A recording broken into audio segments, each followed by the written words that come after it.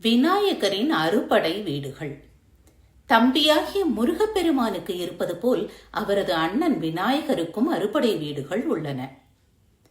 திருவண்ணாமலை.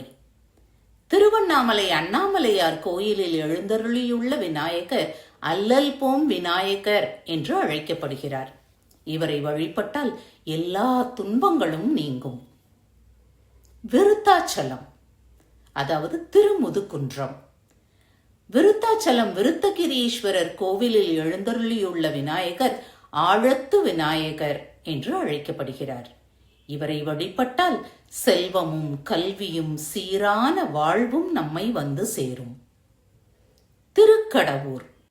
திருக்கடவூர் அமிர்தகடேஸ்வரர் கோவிலில் எழுந்தருளியுள்ள விநாயகர் கள்ளவாரண விநாயகர் என்று அழைக்கப்படுகிறார். இவரை வழிபட்டால் திருமண தடைகள் நீங்கி நீண்ட ஆயுள் கிடைக்கும்.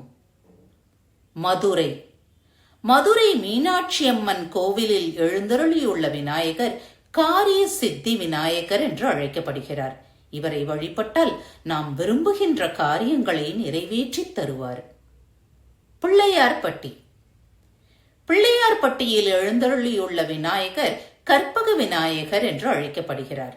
இவரை வழிபட்டால் நினைத்த காரியங்கள் கைகூடி நமக்கு ஞானத்தை அளிப்பார். திருநரையூர்.